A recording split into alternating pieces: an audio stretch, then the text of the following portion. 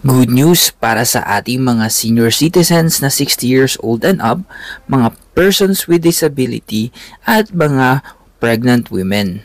Dahil sa official Facebook page ng National Commission of Senior Citizen, kanilang pinost na para iwas pila, iwas siksikan, ngayong May 12, 2025, magkakaroon ng early voting hours para sa ating mga senior citizens, PWDs at buntis mula 5 a.m. to 7 a.m. sa mga polling places at mga piling malls. Hatid ng COMELEC at ang National Commission of Senior Citizens ang programang ito para sa inyong ginhawa at kaligtasan. Bumoto ng maaga, maging bahagi ng pagbabago. Panoorin natin ang official announcement mula mismo kay NCSC Officer in Charge and Commissioner Dr. Mary Jean Loreche. Iwas pila, iwas siksikan. Sa May 12, pwedeng bumoto ng mas maaga ang mga senior citizens, PWDs at buntis mula 5 a.m. to 7 a.m.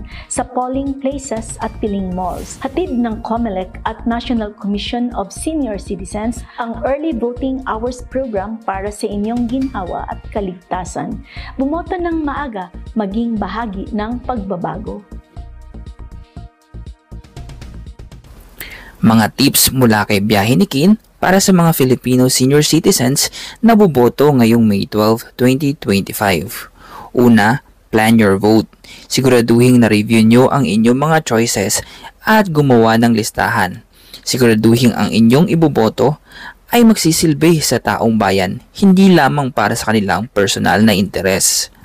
Pangalawa, pumunta sa mga polling precincts or malls ng maaga. Sabi nga sa anunsyo, maaari na kayong pumunta ng 5 a.m. to 7 a.m. At pangatlo, huwag mahihiyang lumapit sa mga poll workers kung kinakailangan natin ng assistance. Yun lamang po, bumoto po tayo ng tama para sa bansang Pilipinas.